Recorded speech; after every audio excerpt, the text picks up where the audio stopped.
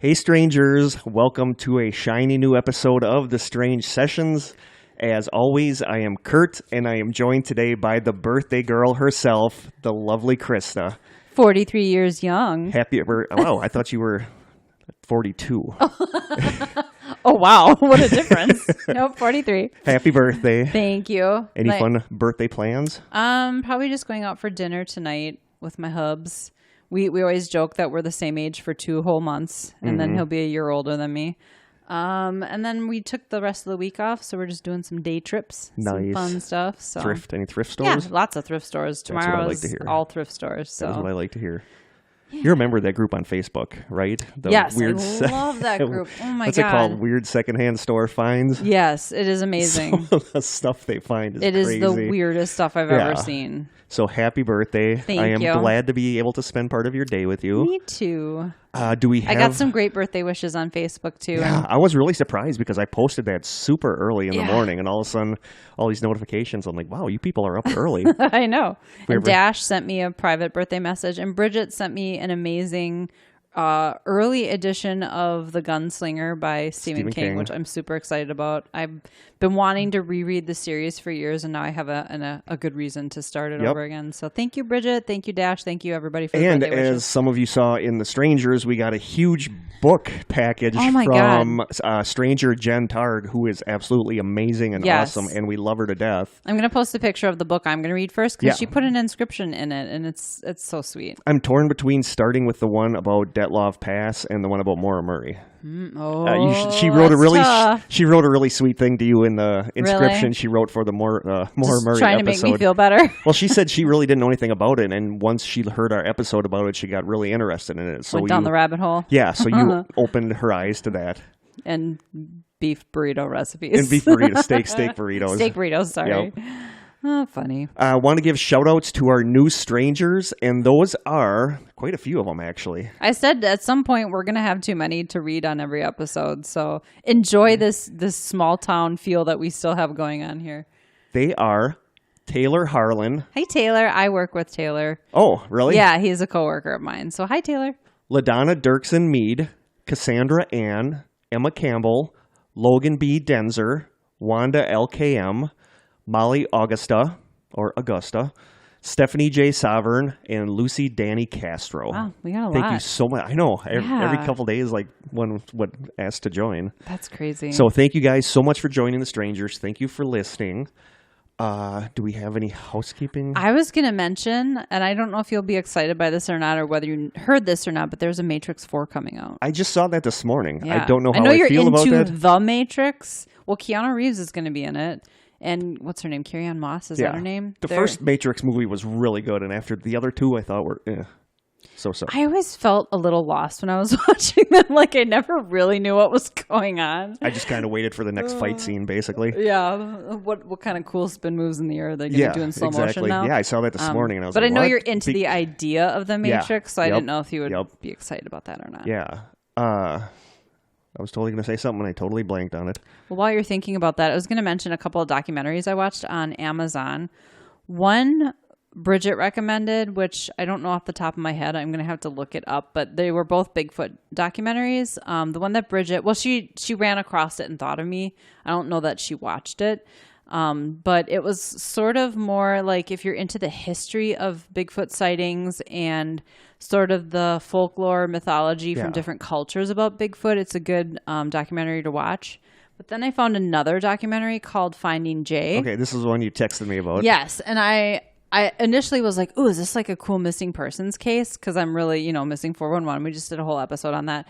But no, actually, Jay is from Wisconsin. Sweet. And he has been searching for Bigfoot in the Kettles. If you're from Wisconsin, you know what I'm talking about. If not, it's this huge, beautiful stretch of forest called the Kettle Moraine that follows the path of a glacier. And I have been in the Kettles so many times. I've never been to the Kettle Moraine. Well, you've been on the Ice Age Trail, which runs through the Kettles. Yeah. And it is just, it's beautiful. I mean, it is some of the most beautiful forest in Wisconsin. I can't say I've ever had any Bigfoot encounters, but I also, at that time, wasn't as into Bigfoot. So, I don't know, maybe I had rocks that thrown at me and I didn't even know. That's very So possible. I was really intrigued by that. I really liked the documentary because it was a lot of investigation footage, which I really enjoyed because I feel like I'm there experiencing it with them. Yeah. I thought it was really well done. A healthy dose of skepticism. Like, well, this could have been this. You know, they didn't always jump to the Bigfoot conclusion. They always tried to come up with reasonable explanations for everything, which I thought was cool. And maybe it's something, you know, we could get him on the podcast at some point. So that would be cool. So that one's called Finding Jay. I'm going to look up what the other one was just so I can recommend it. Amazon, Bigfoot, if you have filler stuff you want to talk about. I'm trying to think, do we have filler stuff? Oh, I also watched a new show last night called Mystery Decoded, I think. And it was about Mothman. Oh, interesting. My husband actually taped it for me. Didn't one of the strangers recommend that show or talk about that show? They might have. My husband just stumbled across it, and he was like, this is something my wife would be into, so he set it to record all of them. So I'm pretty excited. Well, I know. And so the host of the show she's a former Navy officer, and after she got out of the military, she became a private investigator, and so she really comes at everything with very skeptical, but I think she does pretty good research. I'm gonna have to check this out. One thing that I learned, you know, that it's one of the most famous photographs that people would recognize of the Mothman from the Point Pleasant, the silver, what is the name of the bridge? The bridge. I can't remember the name of the bridge. Silver something bridge. I can't remember the name off the top of my head. There's a picture of the bridge with what looks like something clinging to it. Yep. That's not even the silver whatever bridge that collapsed. That happens a lot. Totally different bridge. That happens a lot. And apparently that was just a piece of metal. Like, it's confirmed that was not even the same bridge. So all this time, I've looked at that photo and thought, wow, what a compelling photo. To come to find out it's not even the bridge that collapsed. I kind of have that in my story today, as a matter of fact. Something with a photo that people... Well, I cannot find the name of this documentary, but I will at some point. I'll post it in the strangers group. Because there are several Bigfoot documentaries on Amazon. I'm still going to get rid of my cable and then get Netflix and Hulu or Amazon or one of those. Well, Netflix is super cheap. I know. I like for $15 a month. Netflix, I have occasionally, because whenever there's something I want to watch, I get a gift card and I pay with a gift card because I hate having my credit card tied up with stuff. Yeah. You know, so I'm going to. And I love Amazon. I already have Amazon Prime, and you get a ton of stuff with Amazon Prime. Yeah. Free stuff to watch. I need to look into that. I'm watching The Americans. You'd be very proud of me because I know that's like one of your favorite shows. So what do you think of it so far? I'm only on like episode 2, and I do remember I had started watching it at one time when it was on TV. Yeah. And I just lost track of it. So yeah, I'm liking it so far. It was a really good show. Now that it's on Amazon, I'll watch the whole thing. So awesome. Keep me updated on what you think. I will. We got a nice email from a listener. By nice, do you mean scathing? A scathing email from a troll listener. Oh my God. My favorite quote. Are you going to read my favorite quote from the email? I'll read the whole thing. Oh, you're going to read the whole thing. Okay. Except one passage, because one passage is foul language. Not foul language, but he basically called me the F word, and I don't mean the 4-letter F word. I mean the longer F word. Yeah. Once somebody throws that word into something, I basically like, whatever, you're an idiot. So, I literally laughed out loud. I woke up in the morning and read that. I sent it to a couple people, like Carly, that listens to the podcast, and Bridget, and they were so annoyed about the email. But the guy might do it to get it read on an episode, you know? I very highly doubt he's going to listen to any more of our show. So here's one of our fan emails. Oh, what makes you think you can do a podcast? You suck, rancid arse. That's my favorite line. You suck, rancid arse. That's what we wanted to get a sticker. I'm guessing he must be from somewhere else, like possibly. Another, because we don't say arse here. We talked about getting a sticker made that said the Strange Sessions sucking rancid arse since 2017. He said, this morning I experienced the displeasure of hearing you for the first time. 2 giggling, goofy girls and a guy who sounds like a 30-something spoiled rich fraternity brother is not a good way to begin a day. Well, he thinks you're in your 30s, so that's something. So thanks, dude. The male voice is grotesque. The 3 of you jabbered interminably about ineffably boring crap before reaching the subject matter, then you botched horrendously the alien abduction topic. Okay, and here I actually agree with the guy on this next point. This is the only thing I agree with. He says, primarily reading about a subject is not the correct way to cover it, which I agree because I feel like I'm getting into reading too much and not so much you and I talking. So you do a lot of research, though. Yeah, but I feel like we need more back and forth. Right. And See, we can take constructive criticism and work totally. with it. Continuous improvement. And then he says, how in the name of hell do you have any listeners and followers? You pollute the podcast airwaves enormously. Well, so I was mostly insulted by the frat boy thing. Even when I was in college, I am not a frat. You are the opposite. I am like the opposite of a that. frat boy. But yeah, I didn't put it in there, but he threw in the F word, and it's like, seriously, dude. I'm not going to apologize for giggling either. No, Life's that was the too episode short. that you and Rhonda. So yeah, I am a. Well, good riddance, buddy. Yeah, sorry. We don't want you anyway. Yep, exactly. But like Krista said, for every one email we get like this, we get 10 really sweet emails from you guys. Like I think Kurt's going to read some of one of the emails today. Someone shared a story with us. Yes. And it's a sentiment that we hear a lot is that our show let someone know that they weren't alone in what they were going through, and so they feel like they can share their story. So even if we have one person like that, it's totally worth it. It's totally worth it. We're an acquired taste. Yeah, like we said cilantro. that. We said that. We are like cilantro. Funny. Okay. Or like spam. Yeah, spam's kind of just ham. I don't know. I love spam. Fried spam. Do we have any other housekeeping? Oh, there was a... Have you done any more Randonaut stuff? I did, but I'm going to save that for next episode because I feel like this one might be lengthier than we expect. Sounds good. But you can tell I'm about teaser. The sighting here at the school. Oh, that's right. Okay. So Joe, as you guys who know about Paranormal Palaver or about old school media, Joe is he's a partner of mine in this podcasting business we have here.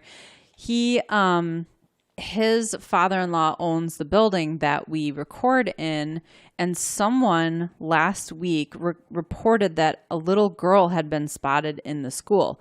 So people were playing or doing, I think, batting practice in the gym, which they do. Yeah. And they saw a little girl walking through the kitchen, and they reported it to, I don't know who they reported it to, if it was to Jeff, the owner, or police. I don't know. I have so many questions that I need answered. Yeah. But they searched the school and they never found her. So that's kind of odd. My first inclination is, of course, Sherry. Hi, Sherry. She's listening at work. Sherry. She. I think I told her about it right away, and she got the goosebumps, assuming it was a ghost.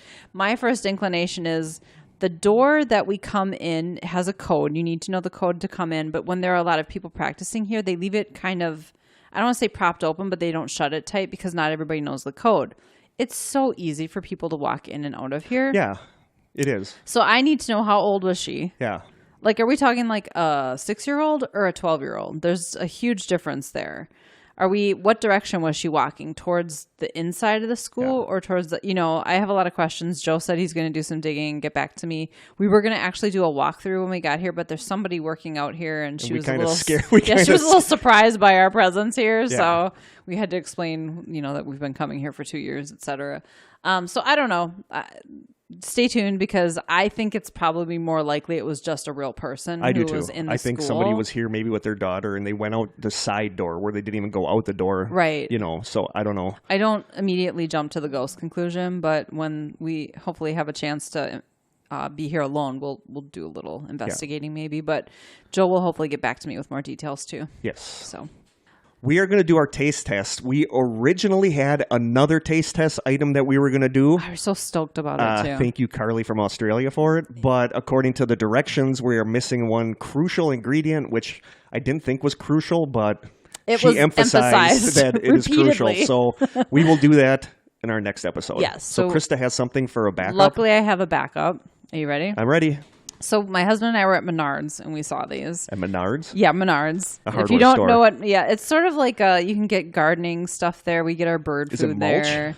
Yeah. We buy we bought a vanity for our bathroom there, that sort of place. But it's fire roasted sweet corn potato chips. And I have to say, there was a bag on the shelf that was slightly ripped and it smelled like fresh sweet corn. Really? Like corn on the cob? Yes. So I'm going to take a picture of this. I'm excited. Hopefully this won't be disgusting. I don't think it will. Oh God, it can't be. No. But we've said that before. I was intrigued because it was a flavor I had never heard of. I've never heard of it either. I don't think I've ever seen this brand name before either, but... Hers? Hers, Oh, yeah. I've seen that quite a bit. Is it? Okay. Ready? I'm going to... Doesn't expire till December. Good. We're okay. It does. It smells like sweet corn. I'm excited. So I'm going to grab 3 chips. Give it a whiff. Oh, wow. It does smell Isn't like that sweet crazy? corn. Like, I'm curious. I have to look at the ingredients to figure out how they did that. Is there actual sweet corn in it? They feel super salty, which is good. I'm putting together a bag of potato chips for Bridget. I'll probably send that out tomorrow because Bridget loves her potato chips just as much as we do. I love And she potato doesn't have chips. Old Dutch potato chips there, and I love Old Dutch yeah, potato chips. that's a great brand. Blah, blah, blah. Like, where does the flavor come from? Yeah, I don't know. There's nothing on here that says corn. Oh, it does say corn. One or more of the following. Okay. So, And corn is at least one of those. Okay, are you ready? I am ready. Let's do this. Oh, Oh, my God. It really tastes like corn. it tastes to me like creamed corn. Oh, my God. This is so weird. My first reaction is, ugh, because I'm not a fan of creamed corn. I think it just tastes like corn. I think it totally tastes like creamed corn. That is so weird. Like, I taste the sweetness of it. Wow. I think they're really good. I'm not a fan. You're not a fan? My husband has been dying to try them. And I'm like, you can't open this bag. So I will bring They this home. taste a lot like corn, but to me they taste just like cream corn. Cream corn is one of those foods that I'm having one more. Go right I think ahead. They're delicious. They're not bad. It's just, I mean, if you like cream corn, you will I'm love not these sure chips. I've ever had cream corn, to be honest with you.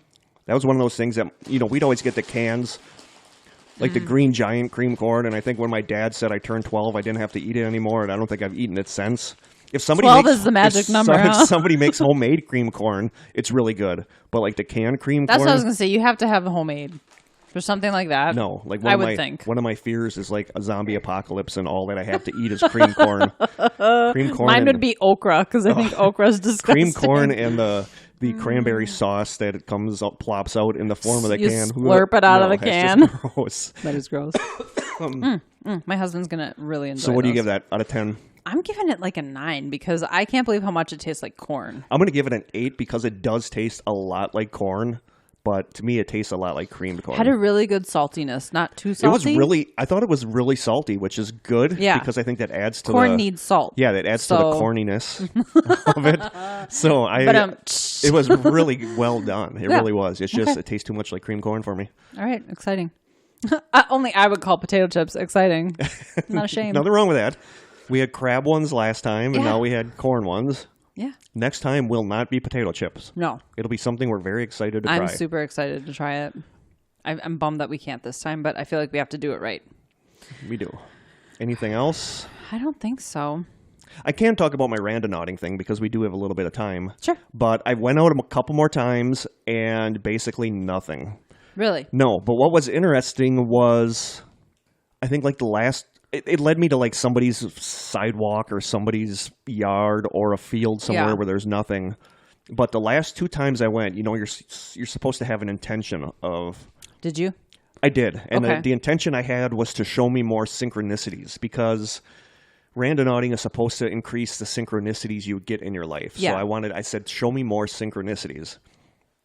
And just a couple days ago, there is, that I'm into this armchair treasure hunting stuff Yes. where you solve puzzles and you can win. There's. You wrote an article about that. I still have it bookmarked on my computer. Yes, I did write an article about that. And a woman with the name Beth Hovanek loves these too. So she's an artist. So she does paintings and incorporates treasure hunts into the actual painting.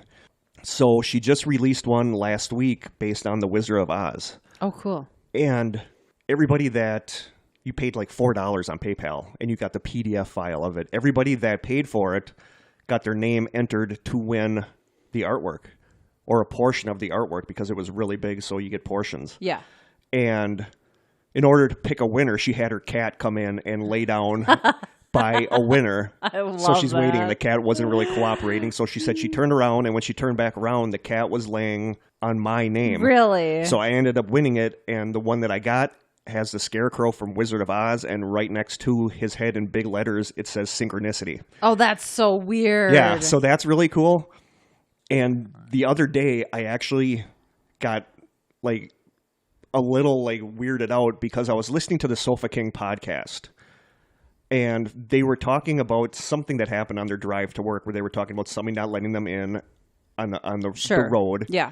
And as they were saying, whatever they were saying, I was going through the same exact thing with somebody on the road, and I actually got a little like dizzy because it like freaked me out so bad that they were basically like narrating what was going on with my driving at that moment. Yeah, that's creepy. And that's what's been happening with synchronicities lately. Is there's a lot of times that I'm writing something when I'm doing our research for the podcast. I'm typing something, and somebody on TV says exactly what you're typing. Yeah, like there's so crazy. I don't know if I brought this up on the podcast because this happened a couple weeks ago, but there's a dishwasher detergent or dishwasher cleaner or something called Quantum. And the commercial before it was playing, and it boomed out really loud, Quantum, as I was typing the word quantum. Which is not a really common word. You don't use it in everyday conversation. So it seems like synchronicities have been, or am I just noticing it because that's in my mind, right. But getting the Wizard of Oz artwork, winning the artwork that said the word synchronicity in big letters was kind of crazy. Yes, very specific. Yeah, so I thought that was really cool. I didn't win the contest. Like, I am not really good at the armchair treasure hunts, but I love everything about them. Like, the possibility of winning, the codes, the artwork. I love all that stuff, but I'm just not really good with codes. So that's interesting because, one of the reasons that I like the Silent Hill games is because there are a lot of puzzles to solve. Yeah. I love that sort of thing. But these are like hard puzzles where there's I'm not like good all at these them ciphers and stuff, and I'm just not really good. Give me like a little code, I can solve it, but not if I gotta run it through. Give me a hint. Not if I gotta run it through a decoding wheel and do all this stuff. I'm like, no. But I'm just fascinated by armchair treasure hunts. I'm just not really good at them. So it was just cool that I won that artwork. It is cool. Yep. Well, speaking of writing, Jen has suggested that you and I write a book. So we'll have a side hustle. Because her and I were messaging last night, and she didn't know that I basically have a degree in literature. So she's like, "Wow, you guys really could write a book." Well, and I focused on English writing when I was going to college. We're both pretty good writers, so we could technically. I've got stuff published in the Sheboygan Press. Nice, nice. So we could maybe we could think about it. We just got to come up with an idea. Yeah, we do. We'll think about that. Yeah. Today's topic is my favorite mini mystery, where Krista and I each pick a topic. She sent me her picture, and I have no idea. I'm assuming it's a missing person because it's a picture of a little kid. That's my guess, is that it's a missing person. You'll find out. You already know what mine is because we talked about it recently. And I'm excited because it's always been a favorite topic of mine. Yeah, mine too. Like, I didn't really know a lot about it going in. And this is a bit of a spoiler, but this is one of those things where I'm like, this house is haunted. Turns out, not so much. Right. The movies, there's so many movies about it, and you kind of... But the backstory about the house is fascinating. Yeah. So we will start with Krista's story, because we've had people say that you're just moral support and you don't talk enough. So here is Krista's story. Ooh, she's pulling out like a file. Like, official wow, and that whatnot. is like professional. So this is the story of Walter Collins. Don't know. In 2008, Clint Eastwood directed a movie starring Angelina Jolie called Changeling. Oh, okay. Yes, I do know. The movie is about a woman whose 9-year-old son goes missing, and 5 months later, the police return a boy fitting the son's description to the mother. However, she insists that the boy who was returned to her is not her son. Yep. So I've never seen the movie. I do remember. I remember this story, but I don't know anything really about it. Right. Well, I didn't realize it was based on actual events. Yeah. So I kind of was Googling different mysteries that I could cover today, and this one kind of intrigued me because you know how I feel about missing people. Yes, I do.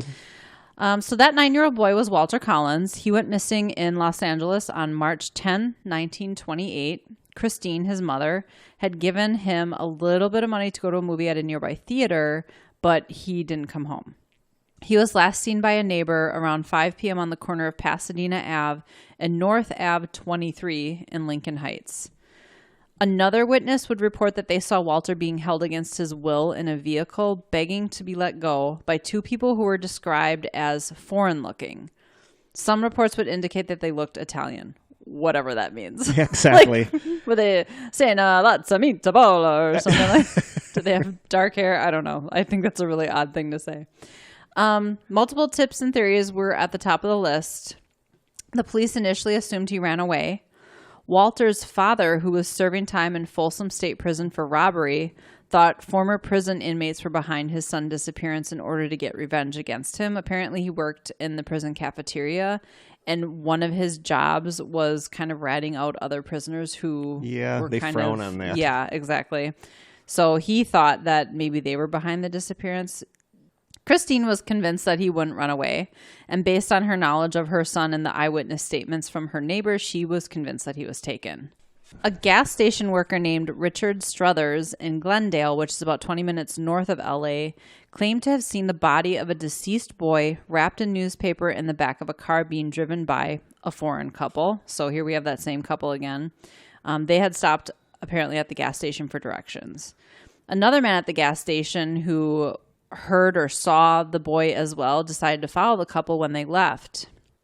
And according to the man, whose name was C.V. Staley, the couple pulled up in front of a police station for a few moments and then sped away out of town, losing him, never to be seen again. So we're going to circle back to this. So kind of keep that story in the back of your mind. Okay. So 2 months after Walter's disappearance, two other boys, 10-year-old Nelson Winslow and his brother, 12-year-old Lewis Winslow, went missing on their way home on May 16, 1926. So Walter went missing in March. This is in May. The boys lived in Pomona, California, which is about 40 minutes from LA, where Walter went missing. In this case, the boys' parents would receive strange letters from Nelson and Lewis.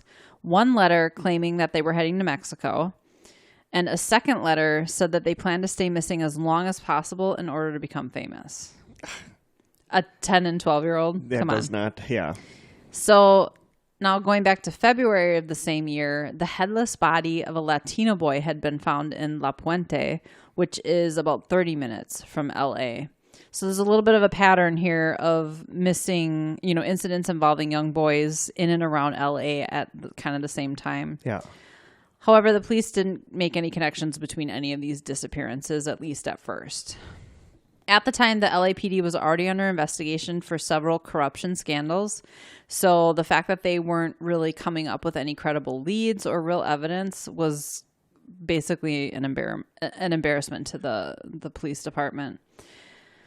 So now 5 months later, a boy was picked up by police in Illinois stating that his name was Arthur Kent and that his father had abandoned him.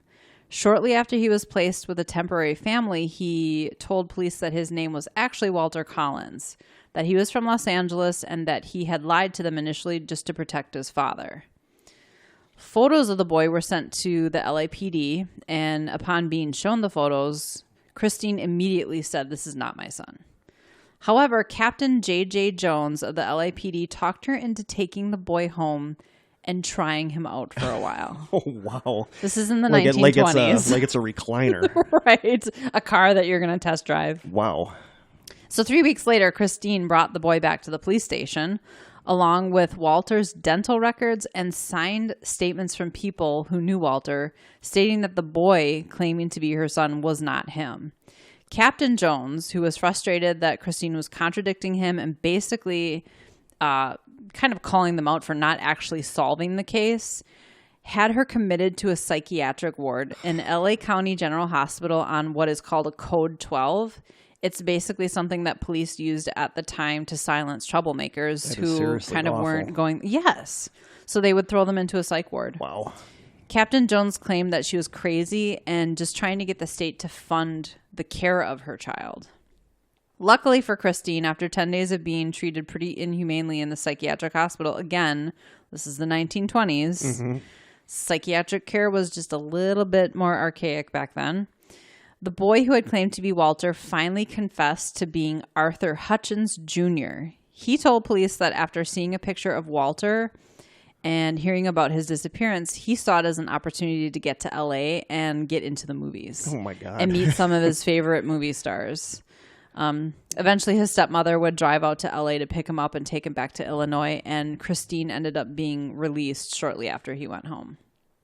Meanwhile, in September of the same year, Winifred Clark, who lived in Canada, contacted U.S. authorities out of concern for her son, Sanford Clark. She stated that he had been kidnapped by her nephew, Gordon Northcott was his full name, and was being held against his will in California. Jessie Clark, so Winifred's daughter and Sanford's sister, there's a lot of names to remember here, she was concerned enough that she decided to travel to Northcott's ranch to check on him. And what she discovered and heard from Sanford sent her straight back to her mother in a panic, who again called the authorities. And they finally went out there and talked to Sanford. He told investigators that his Uncle Gordon had been physically and sexually abusing him. He claimed that he had been forced to watch the abuse and murder of not only Walter Collins, but Nelson and Lewis Winslow and the Latino boy who was found headless earlier that year. He said that Northcott even forced him to participate sometimes. He would eventually tell police that the bodies of Walter, Nelson, and Lewis were buried near the chicken coop, which was on Northcott's ranch. Pieces of bone were found in the graves, but also scattered across the ranch.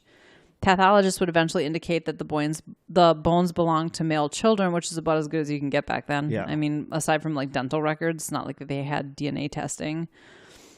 Axes found on the farm proved to have human hair and blood on them, and additional letters to parents, like those that Lewis and Nelson Winslow were forced to write, were also found, along with a book that had been checked out to one of the Winslow boys. While these items were direct links to the boys, nothing really linking directly to Walter could be found.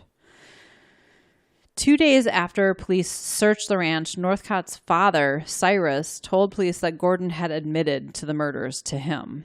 But by the time this information was given to police, Gordon had fled town with his mother. The plot thickens. Exactly. So Gordon would eventually be arrested, however, on September 20th in British Columbia. So they actually did make it to Canada. And his mother was taken into custody in Alberta. Gordon made a verbal confession to the murders of Walter, the Winslow brothers, and Alvin Gothea, which is presumably the Latino boy, found in February. However, later, when doing a written statement, he would only admit to Alvin's murder. A few months later, again, the plot thickens.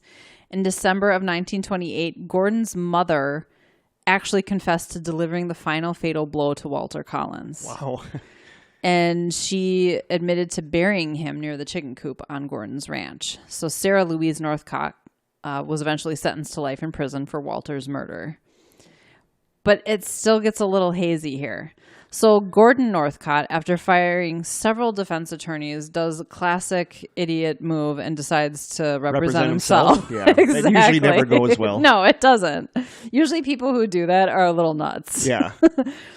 So his trial began in January of 1929, which is pretty dang good. Nowadays, it seems like you can wait a couple years before you even go on trial. Easily a couple years. He told the jury that he abused young boys because he loved them. Mm-hmm. That's not at all twisted. Nope.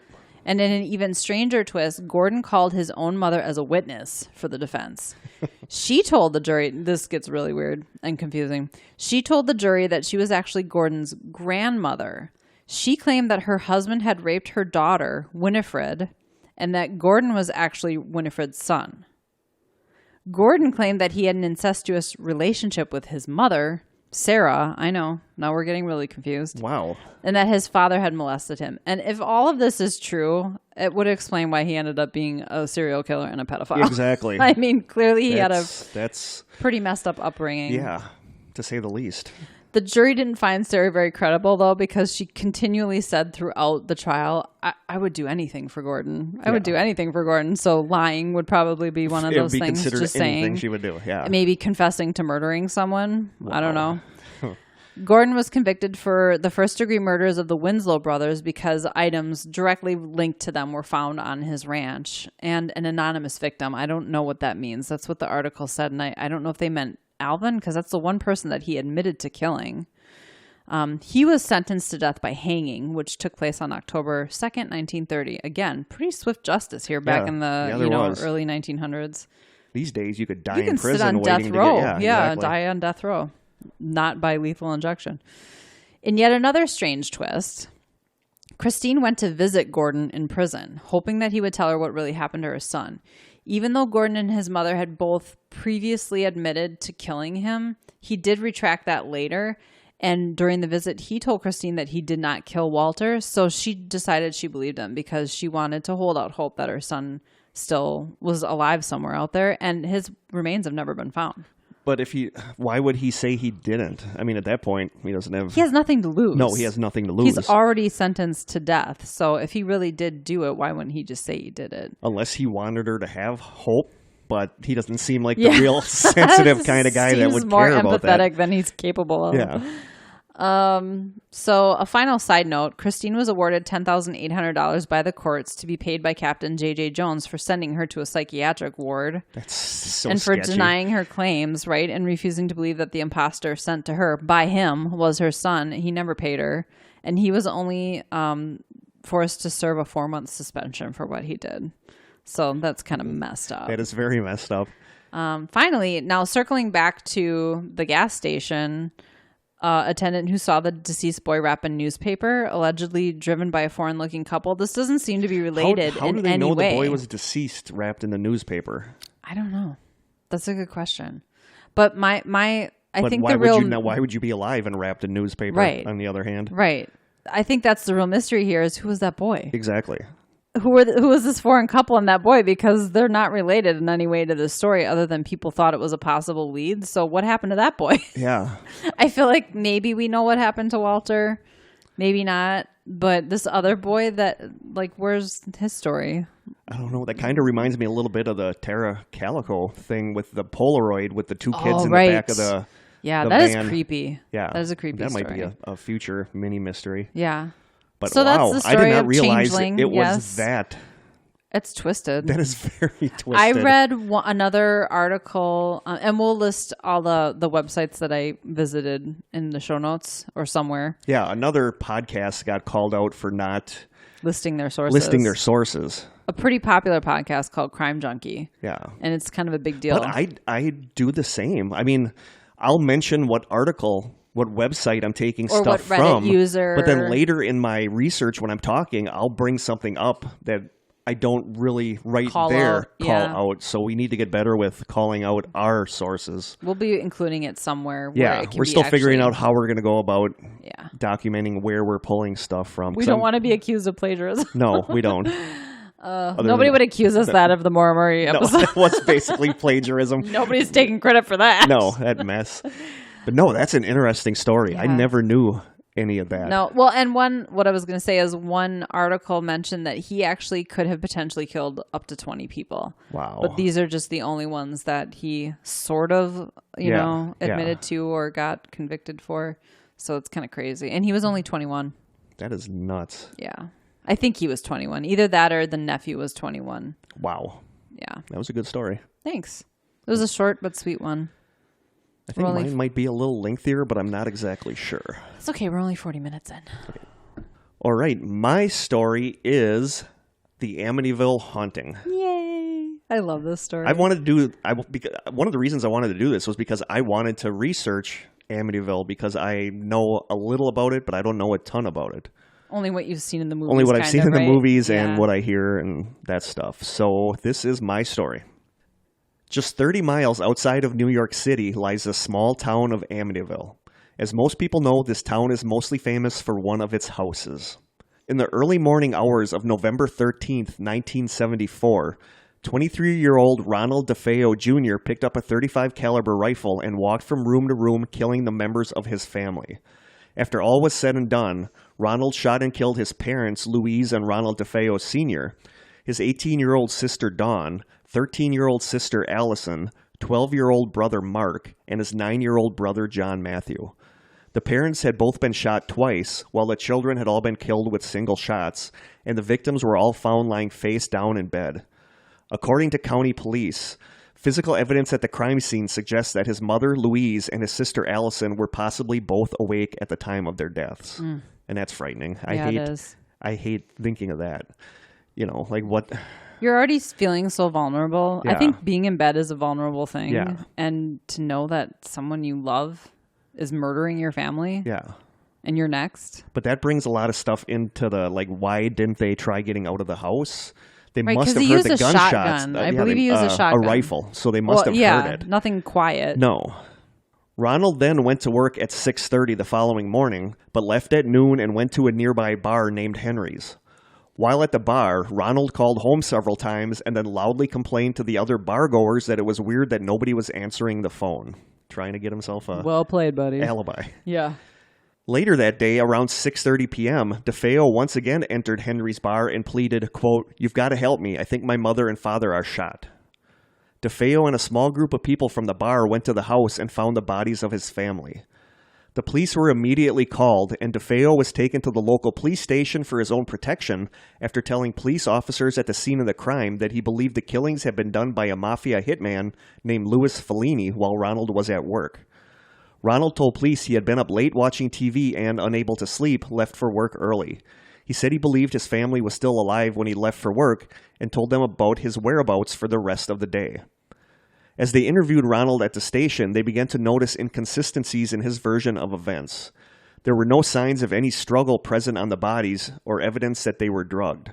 No neighbors reported hearing any gunshots around the time that DeFeo told the police that the family must have been killed. And they were in their pajamas, so they basically believed that it was at night and not during the day, In the morning, like he Ronald said. Yeah. suggested. Once it was determined that the victims appeared to have been killed around 3:15 a.m., well before the time DeFeo left for work, which was 6:30 a.m., DeFeo frantically changed his story several times. The next day, after further interrogation, he confessed to carrying out the killings himself. DeFeo told detectives, quote, "Once I started, I just couldn't stop. It went so fast." He admitted that after the shootings, he had taken a bath, redressed, and went to work as usual. He told the police where the storm drain was, where they would find the evidence he discarded, such as blood-stained clothes and the rifle. The police believed that he'd committed the crimes because he wanted the insurance money, a sum of about $200,000, which in today's money would be $960,000. But still, that's a lot of money to kill your entire family. Well, yeah, that's insane. Yeah. But if you're, a psychopath, yeah, exactly. that's pretty motivating. To this day, there's still no concrete answer as to why he murdered his family. Ronald did have a history of strange, violent behavior, though. He once attempted to shoot his father with a 12-gauge shotgun during a fight between his parents, but the gun malfunctioned when he pulled the trigger. Also, Ronald came up with a plan for embezzling money from the car dealership he worked at. One day, the dealership trusted DeFeo with the responsibility of depositing more than $20,000 at the bank. Ronald planned a mock robbery with a friend, agreeing to split the money evenly with his accomplice. The plan went off without a hitch until the police came to the dealership to question DeFeo. Instead of calmly answering the officers' questions, Ronald's anger exploded into rage. When police became suspicious that he was lying, they asked him to come to the station to check out mugshots of possible suspects. He angrily refused to comply. Ronald Sr. began to suspect that his son had committed the robbery, but when he questioned his son about his lack of cooperation with police, Ronald threatened to kill his father. So, I feel like he should have seen this coming. Yeah, not real good Just planning. saying. Yeah, not real good planning on Ronald. Butch, his nickname is Butch, so it shows up as Butch a lot too. The kid? The son? Ronald DeFeo Jr. Yeah, Okay. that's Butch. DeFeo stood trial on October 14th, 1975. His attorney, William Weber, put together an insanity plea stating that his defendant heard voices telling him to kill his family before they killed him, and that they blamed Ronald DeFeo Sr. for his son's condition, arguing that he had been a bullying and abusive father. Remember William Weber, the lawyer, because we're going to be hearing more about him. The psychiatrist for the defense, Dr. Daniel Schwartz, supported the claim, saying that DeFeo was neurotic and suffered from dissociative disorder. But the psychiatrist for the prosecution, Dr. Harold Zolan, claimed that DeFeo suffered from antisocial personality disorder strengthened by his use of drugs, which meant that Ronald was aware of his actions but was motivated by a self-centered attitude.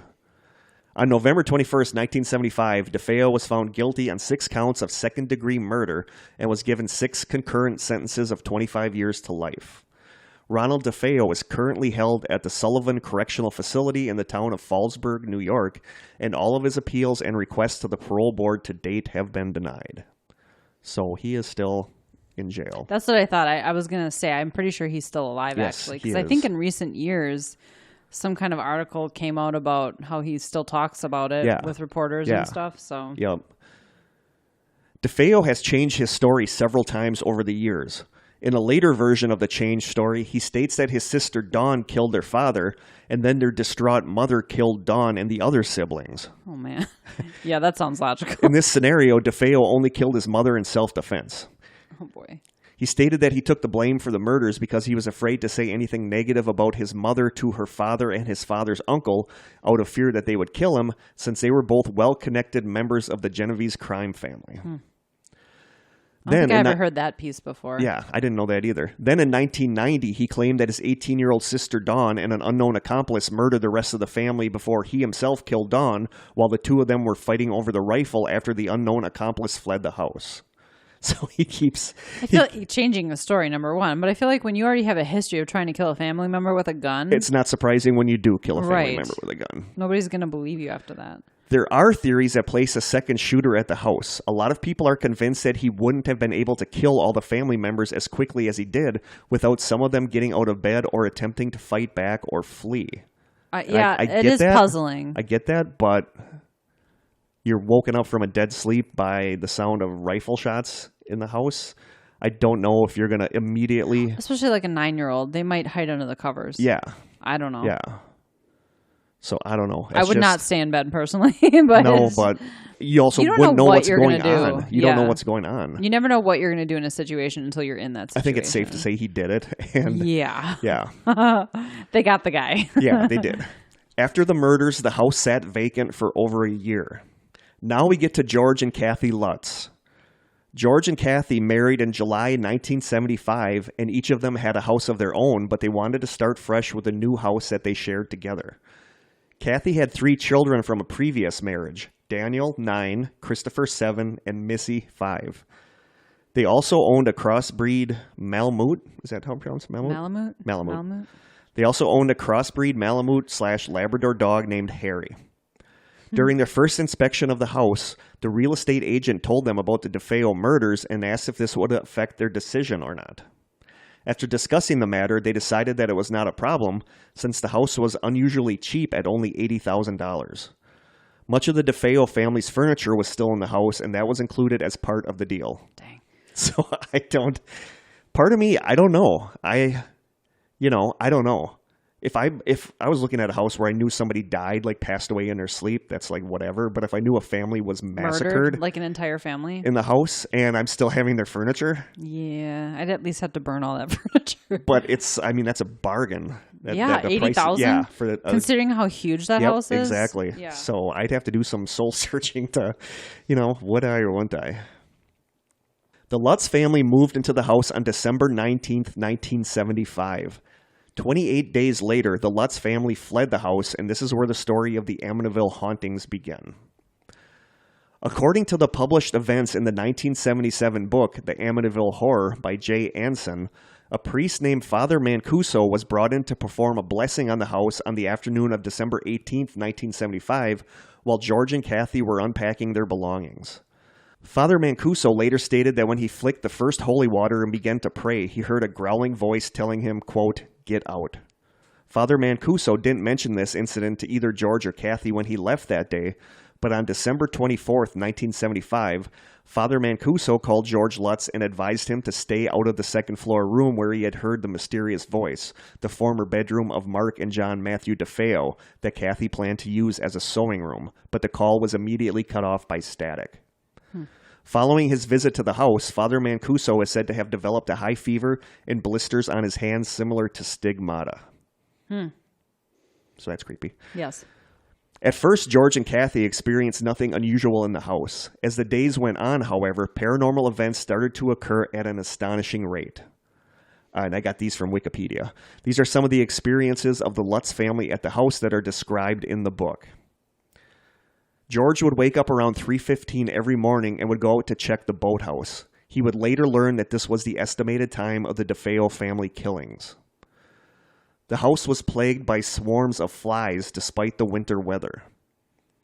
Kathy had vivid nightmares about the murders and discovered the order in which they occurred in the rooms where they took place, and the Lutz children also began sleeping on their stomachs in the same way that the dead bodies of the DeFeo family had been found.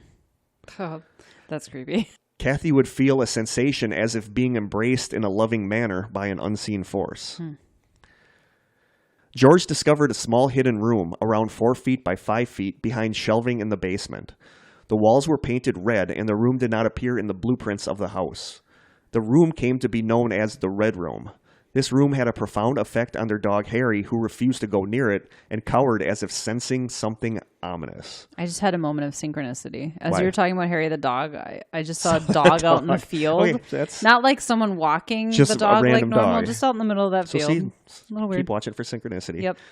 The red room thing has always been the one thing about this that has freaked me out the most. Yeah, hidden rooms that aren't on Hidden room, blueprints painted red. are creepy. Yeah. Like what's But we going will on get there? more into the red room later. But Rad Rob. like, I remember the movie came out in like 1979. I was in grade school. So that was and I the remember, original with Robert. We'll get to that. Can't think of his name. You're thinking his of, son is a famous actor too. You're thinking of. Hang on. You're thinking it's of. Robert, right? Robert? No, it's not Robert. James Brolin and Margot Kidder. Yep. Yeah, his son. Yeah. Okay. So that came out in Josh Brolin is his 1979, and one of my friends, I want to say I was like in 5th or 6th grade. One of my friends in grade school named Jason Alexander saw the movie. Like, not George Costanza. Not George Costanza's.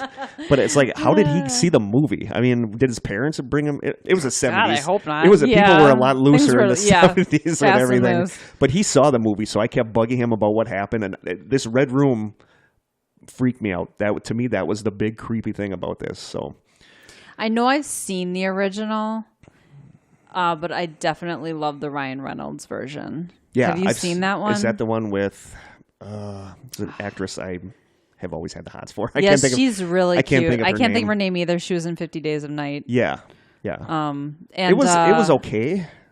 I liked it. I have a side note. Are we going to talk about the movies more at all? Yeah, we're going to get like into the movie. I have an interesting like personal connection. Yeah, we're going to get into. Oh, Okay. interesting. Mm-hmm. Yeah, I just thought of it, which is really funny. I didn't even make that connection. Okay, right back to the list of stuff that happened. There Okay. were cold spots and odors of perfume and excrement in areas of the house where no wind drafts or piping would explain the source. I do remember the fly piece. That Yeah.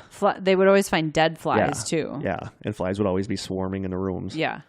Which just happened. It happened hate not that long ago flies. to a good friend of mine. That stuff has been happening in her house. She showed me really? a picture of her leg. She woke up one day and her leg was like super bruised, like something had been grabbing it. And she said one day there was nothing going on, and she went in the kitchen and she said the kitchen was just a swarm of flies that that's came out of horrifying. nowhere. Yeah. So Jeez. yeah, I might have to do an investigation at her place. Yeah. While tending some to the holy fire water. one day, George and Kathy saw the image of a demon with half its head blown off. Oh. It was burned into the soot in the back of the fireplace. That's interesting. The Lutz's 5-year-old daughter, Missy, developed an imaginary friend named Jody, a demonic pig-like creature with glowing red eyes. I always remember Lots the eyes. of demon assumptions here, though. I remember the pig-like creature named Jody. In the early morning hours of Christmas Day in 1975, George looked up at the house after checking on the boathouse and saw Jody standing behind Missy at her bedroom window, which is creepy. Yes. When he ran up to her room, he found her fast asleep with her small rocking chair slowly rocking back and forth. Wow, that's creepy. George would wake George would wake up to the sound of the front door slamming. He would race downstairs to find the dog sleeping soundly at the front door. Nobody else heard the sound, although it was loud enough to wake him up. So, my first thought is I would have moved out by now. But that's so easy to say if you haven't sunk a bunch of money into a house. It's like, what are you going to do? They have a mortgage now. Yeah. It's not like you're renting the place. Yep. Yeah, you're kind of stuck. George would hear what was described as, quote, a marching band tuning up, or what sounded like a clock radio playing not quite on frequency. When he that's went weird. downstairs, the noise would cease.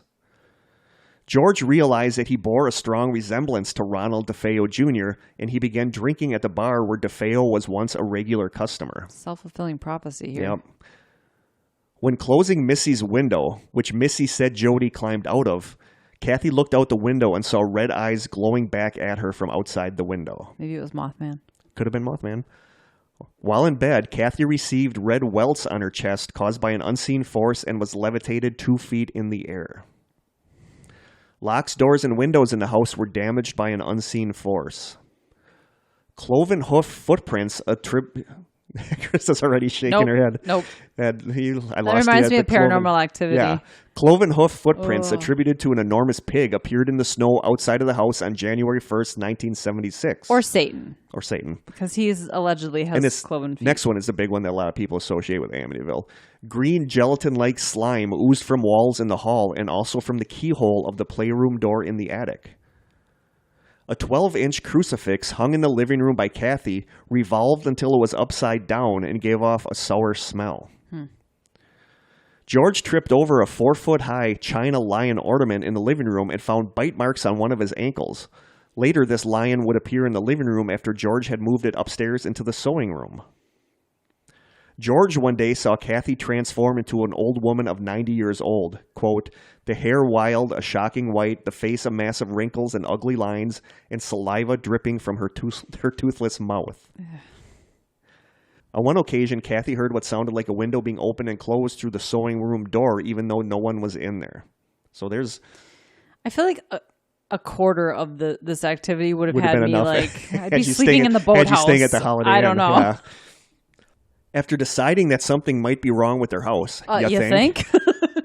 After deciding that something might be wrong with their house that they could not rationally explain, George and Kathy Lutz carried out a blessing of their own on January 8th, 1976.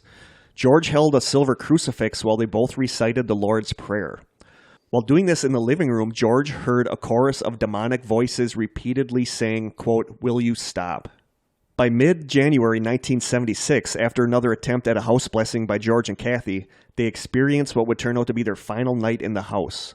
The Lutzes declined to give a full account of the events that took place on this night, describing them as, quote, too frightening.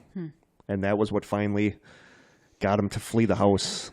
Straw in that the middle broke of the the camel's night. back. Yeah. Yep. After getting Well, if you believe the movie, doesn't George basically try to go through the same motions of killing everyone? Yeah, like he gets like violent. Yeah. After getting in touch with Father Mancuso, the Lutzes decided to take a few belongings and flee the house, staying at Kathy's mother's house in nearby Deer Park, New York. On January 14th, 1976, George and Kathy Lutz, with their 3 children and their dog Harry in tow, left Ocean Avenue, leaving all of their possessions behind. The next day, a mover arrived to remove the possessions. That's got to be a great job. Yeah. Yeah, his family left because of all the creepy crap happening. Why don't you go go grab all their stuff? Yeah. Leave the original furniture, though, please. The next day, a mover arrived to remove the possessions to send to the Lutzes. He reported no paranormal phenomenon while inside the house. The book ends with the discovery that the phenomenon followed them to Kathy's mother's house, with the final scene of the book describing greenish-black slime flowing up a staircase towards them. Is that like ectoplasm or something? Apparently like ectoplasm.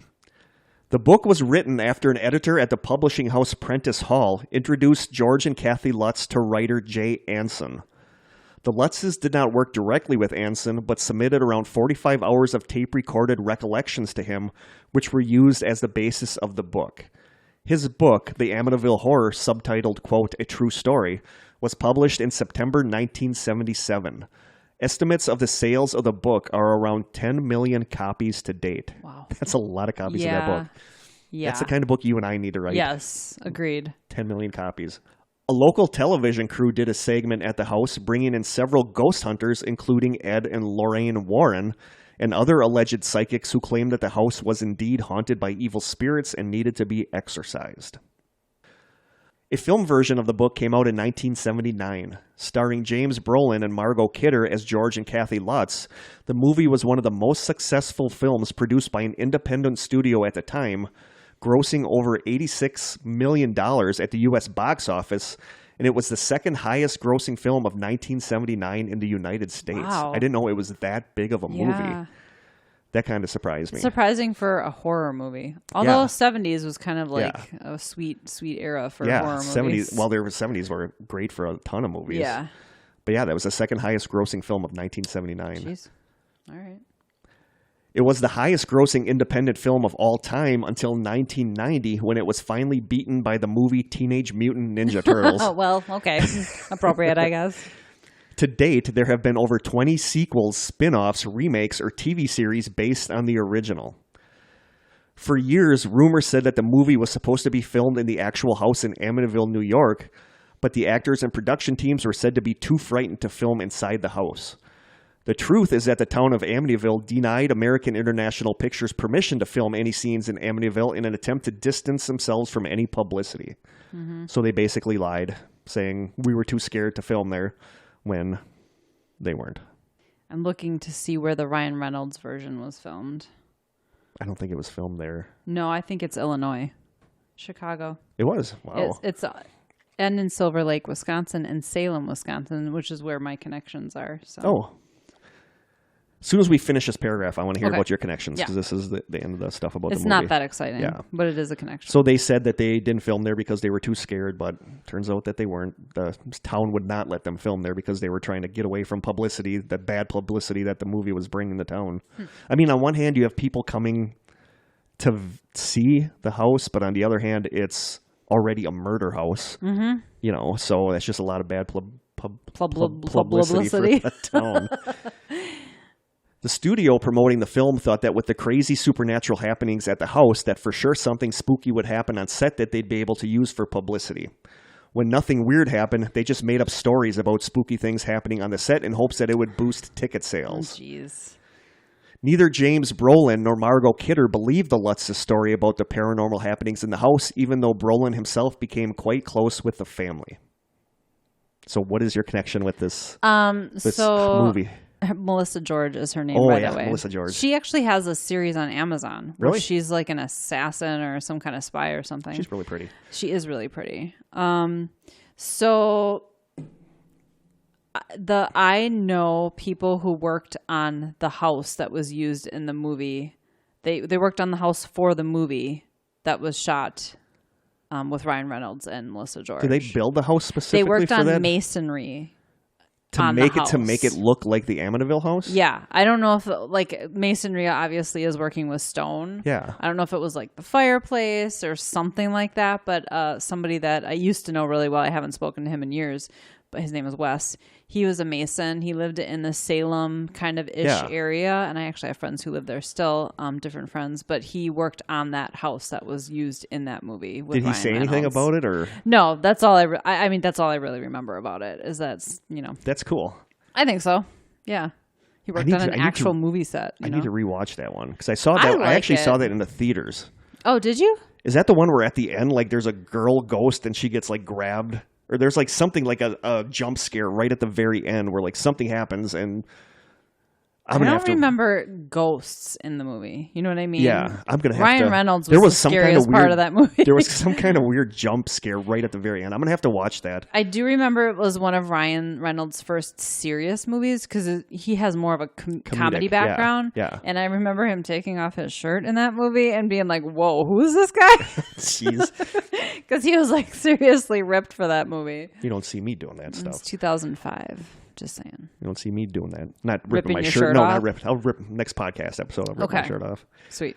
Good thing we got the thing blocking the window so nobody can come in here and see that. We do have other people in the. You should just Just prance walk around through the hallway. Yeah, go work out. Go do some kickboxing on the bag over there. Just walk in, hit it a couple times, and Just then walk leave. back. But we digress. Kathleen Lutz. No, get serious now. Yeah. No. Driver Kathleen with Lutz serious died buzz. of emphysema on August 17th, 2004, and George Lutz died on May 8th, 2006 of heart disease. Jeez. The couple had divorced in the late 1980s but remained on good terms and were friends until their deaths. Okay. So, is the story of the Amityville haunting true? I feel like Spoiler, the Lutzes. possibly not so much. I feel like the Lutzes saw an opportunity to make money and cash in on a tragic story. Yep. Jim And I think Ronald Jr. is just nuts. Sorry. He's definitely. She slipped off his cracker at some point. Like, I believe the insane. Didn't he claim to be possessed, though, actually? At court, yeah. Okay. That he heard voices, basically. Yes. Jim and Barbara Cromartie, who bought the 5-bedroom, 3.5-bathroom house for $55,000 after the Lutzes Getting left a real it. I think now. I would buy that. I don't care who's killed. I don't care what was done. I would flip it and sell Yeah. it. It didn't need much flipping, though. I mean, that house is you know, in really good condition.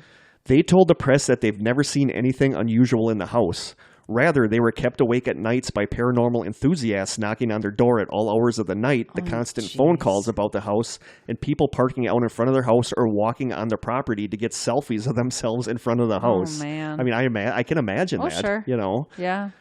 The distinctive windows made the house easily recognizable. Mm-hmm. You know, the windows that I'm talking about. They have kind of like a barn look to them. It's And like the shape of the everybody roof said line. eyes, that it looks like eyes. Yep. And the shape of the roof line is sort of like a barn shape. The Cromarties would eventually sue the Lutzes, Jay Anson, and book publisher Prentice Hall for $1.1 million in assorted damages for fraud, trying to get them to admit that the subtitle of Anson's book, A True Story, was a lie.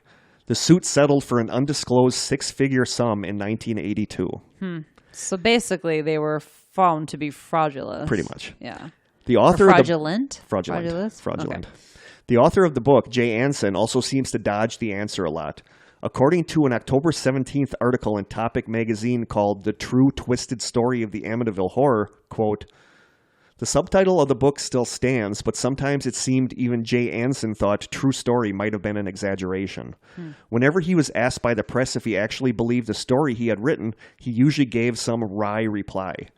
To People magazine in 1978, he said, quote, 'I'm a professional writer. I don't believe and I don't disbelieve. I leave that to the reader.' To the New York Times the same year, he said, quote, 'I believe these people believe that they went through all those things that they said they saw and heard,' which is a really, I believe that they believe it. yeah, a real iffy answer. Yeah. Researcher Rick Moran compiled a list of more than 100 factual errors and discrepancies between Anson's book and the truth, including errors such as the fact that the Native American tribe that is speculated to be behind the hauntings in the book were actually nowhere near Amityville. The thunderstorm that happened the night that the Lutzes fled the house apparently never happened, according to weather reports from that night. The demonic hoofprint that the Lutzes found in the snow couldn't have happened because weather records show that there had been no snow to leave prints in. And the priest that came to bless the house that allegedly heard the demonic voice and suffered health issues after visiting the house was tracked down and interviewed, saying that nothing at all happened when he went to the house. Oh, come on. But the biggest reveal in the story came in July of 1979. On the same day that the film version of the book was released, William Weber, the lawyer of both Ronald DeFeo and the Lutzes, went to the press and told them, and this is a famous quote, that when you look up Amityville, you see this quote all the time. William Weber went to the press and said that he and the Lutzes, quote, created this horror story over many bottles of wine. Oh, yes, I have heard that. Yep. Weber said that the Lutzes offhandedly mentioned to him that they had a few minor strange experiences in the house, and he said that the three of them, over the bottles of wine, began to add on to and fabricate aspects of those experiences. The Lutzes, however, did not know that at that point, Weber had been approached by a publishing company and told that they would happily offer him a huge advance for a book about the DeFeo case. When he finally brought up the book advance to the Lutzes and tried to get them on board with it, the Lutzes immediately backed out when they found out that Weber wanted to use the money from the book to get a new trial for Ronald DeFeo, and that Ronald DeFeo would end up receiving a percentage of royalties from the book, essentially paying him handsomely for slaughtering his family. After hearing that, the Lutzes completely stopped speaking at all to Weber. George and Kathy themselves then cut a deal with Prentice Hall and the author Jay Hanson, cutting William Weber out of any part of their book. So, oh, wow. Yeah. Lots of shady business happening here. Yep. Weber was, of course, pretty pissed. He had already hired a freelance writer for his book about the case, and Weber and the writer would eventually publish an article about the Lutzes' experiences in Good Housekeeping magazine, but the Lutzes then sued the writer of the article for invasion of privacy. Good housekeeping, huh? Yeah, I know. Interesting That's choice not a choice of magazines. A lot of people believe that the account in the book, The Amityville Horror, is the overly embellished version that Weber and the Lutzes came up with over the wine. The Lutzes were facing financial issues at the time, which leads skeptics to believe that they had motive to create a fabricated story to sell to the public. But shortly after the Lutzes story was released, the couple took a lie detector test, which they both passed. So that's interesting. That is interesting. It's hard to beat a lie detector test. According to the Topic magazine article about the Amityville Horror, quote, Kathy died in 2004, George in 2006. But over the years, George in particular would give a few more interviews, slowly opening up the frame. Still, he was this strange, enigmatic figure on the truth of it all. He insisted that the family had experienced a horror. But he also came to admit that certain elements of the story, the green slime in particular, were embellished and not accurate. And George's admissions of these small inaccuracies allowed everyone to doubt the whole thing, to assume that it was a simple case of a hoax all along. That being said, the Lutz children, particularly Danny and Christopher, insist that there actually was a haunting. They say that they do remember some of the events from the book, including voices, shadowy figures, and them being physically thrown by unseen forces. Christopher says that on more than one occasion, he saw a shadowy presence in the shape of a man that moved towards him and then dissipated. Danny and Christopher, however, say that they believe that the hauntings were partly caused by their father, George Lutz, and his experimentation with the occult. But they also believe that there was a much worse presence that lingered in the house, possibly caused by the DeFeo murders, or that was indeed responsible for the murders. So it sounds like there was at least something happening. I mean, there was some kind of base of truth to the story that they just embellished for the sake of making money. The Amityville house was officially sold again in February 2017 to an undisclosed owner for $605,000, which was $200,000 less than the original asking price. Wow. Yeah, compared to the $55,000 though? Exactly. I think that must have been the article I was thinking of, that the house was back on the market. It had been previously owned by 4 other families since the murders, one of which had the address changed from 112 Ocean Avenue to 108 Ocean Avenue to make the house more difficult for curious onlookers to find, on top of the signature quarter moon windows being remodeled long ago. Lastly, one of the more famous ghost photographs, often called Ghost Boy or the Amityville Ghost Photo, was taken in the house. Have you ever seen the photo? I'm not sure. Go on your phone and look up Amityville Ghost Photo. Okay. I've seen this photo a ton of times just researching stuff about ghosts. You might have to enlarge it to see. Yeah. Oh, that's weird. Yep. I was looking in the wrong doorway. It's over the railing. Oh, that's creepy. I just got a text that's clearly a boy. I just got a voicemail saying that police officers are currently looking for me, and I'm supposed to call this number to arrange a financial. Yeah, a financial. So could be my last podcast, folks. Okay. Cops are on to me. Definitely sounds legit. Yeah, but that picture I've seen creepy. A ton of times where you see what looks like the boy. With the glowing eyes, 9 years old. With the glowing eyes, looking like through the banister of the stairs or by the banister of the stairs. That's creepy. The photo was captured during an investigation by paranormal investigators Ed and Lorraine Warren several weeks after the Lutzes left the house. I'll put the photo up in the Facebook group so you can see it. The photo shows what looks like a small boy with glowing eyes in the doorway of the house, even though there were no children in the house at the time. Believers believe that the photo shows the spirit of John Matthew DeFeo, who was 9 years old on the night of his death. However, skeptics think that the photo actually shows Paul Bartz, an investigator who was there that night. Bartz was wearing a similar shirt to the one the boy is wearing in the picture, and it's believed that the photo was taken as Bartz was leaning over to get something out of a duffel bag, making the figure look shorter. Yeah, but he has the face of a child. Yeah. People who believe that it really is a ghost say that the shirt looks different from the one Bartz is photographed in during the investigation, but I've seen the picture of Bartz on the investigation, and it does kind of look like he does look like the figure in the picture. Does his face look? Does he have a young? He's got a younger looking face. Okay. And Can you post both of those? I'll post both of those in the group. So believers say that the shirt looks different from the one Bartz is photographed in during the investigation. Bartz has never gone on record to either confirm or deny that it is him in the photo. And that kind of makes me think he knows it's him in the photo and doesn't want to take away from the mystique of the photo. Interesting. So that is the Amityville hauntings. What do you think? Like you said earlier, I think that stuff legitimately happened. I could see why there would be spirits lingering. Yeah, there was definitely a traumatic event. I do think stuff happened, but I think the Lutz is exaggerated. Everything was exaggerated and embellished. But now people just believe that it's a flat-out hoax, that nothing happened. Where I do think some stuff did happen, but not to the extent of the demonic pig.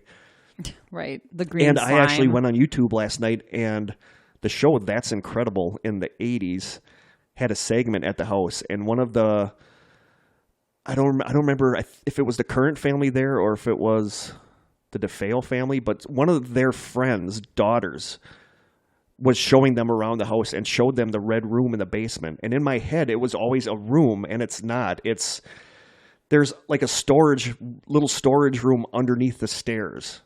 Okay. And in one corner is a little cutout section that's painted red that you can they said that they would store their toys and stuff. It's not an actual room. It's not an actual room. It's like a cubby. It's like a cubby hole, and it looks like it was getting painted red, and then they didn't finish it. Oh. And they believe that's not as creepy as I originally thought. No, and they said it was hidden, and the doorway to the storage unit or the storage room under the basement had a bookshelf put in front of it, maybe because they didn't want to use the storage room. So they made it sound a lot more nefarious than it nefarious was. And mysterious. And then when I saw it in the video, I'm like, oh, that's it? lame. Yeah, that's not as spooky. Okay. So another thing from my childhood ruined. The Red Room from Amityville. Not as scary as I thought it was. But I do think that something happened there. Right. Anytime you have a family slaughtered like that, Right. you're going to have some sort of residual I think so. energy. But it sucks that it got written off as a hoax. Right. Because, well, that's their own fault. yeah, it is their own fault. You know, they were always like really sketchy about answering. But they did pass a lie detector test, which surprised me. That's strange. Yeah. You have to kind of have some serious mental capacity to do that. So at the end of the day, I don't know. Yeah, I don't know either. But that is the story of the Amityville haunting. All right. So yeah, that's the Amityville haunting.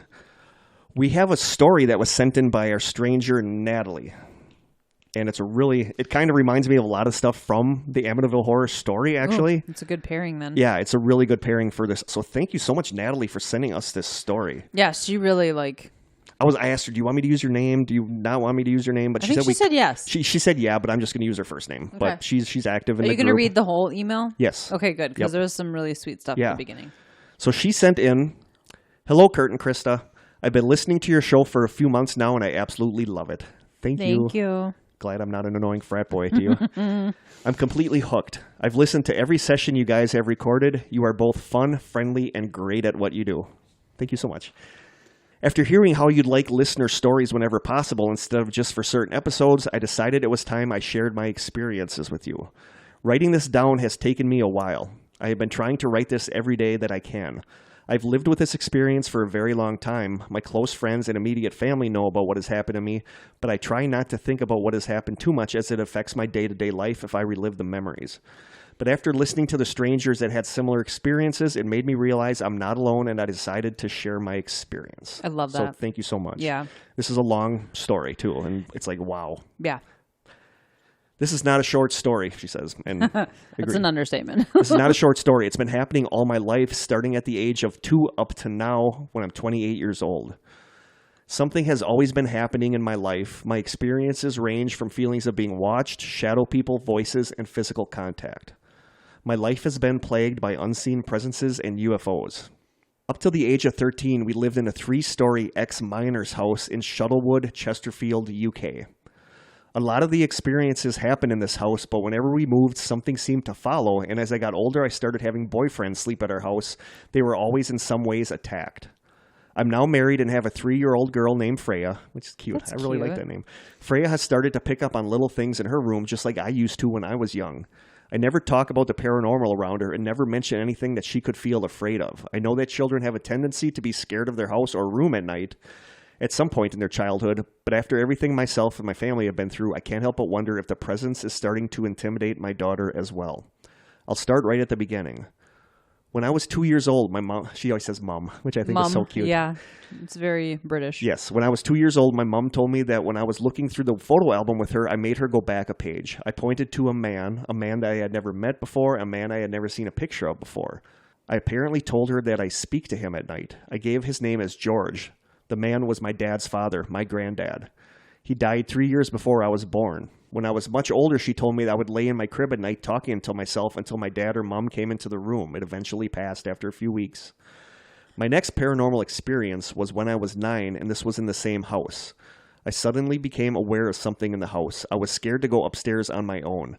I would usually put this down to being a young child and listening to ghost stories or seeing something on TV, but something didn't feel right. Every now and then I felt the uneasy feeling I felt. The feeling like you were being watched. Floorboards creaking, bangs at night, and heavy breathing were happening regularly. After our dog fell down the stairs, which I don't believe she just fell, things got worse. My door would be open when I knew I shut it, things would be out of place in my bedroom, and dark shadows would move around our dining room. I would seek sanctuary in the downstairs bathroom, which also happened to be part of the new extension. Here I felt nothing. But after telling my parents about what I heard, saw, or felt, they didn't believe me or brushed it off as just nothing.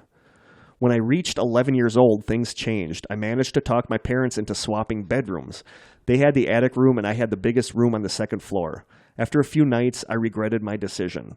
Our second dog, Remy, wouldn't even go into the room. Even if we carried her up the stairs, she would cower near the little gate we fitted so she didn't fall down the stairs.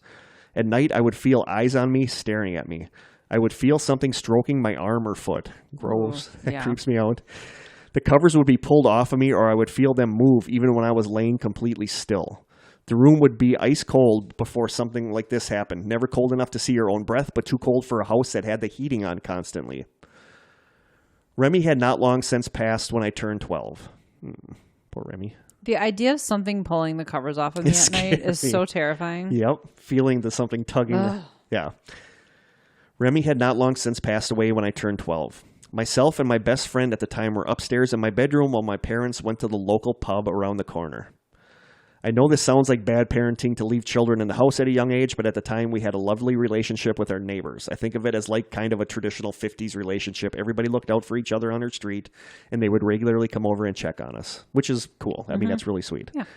Anyway, we were playing my PlayStation and heard a noise downstairs.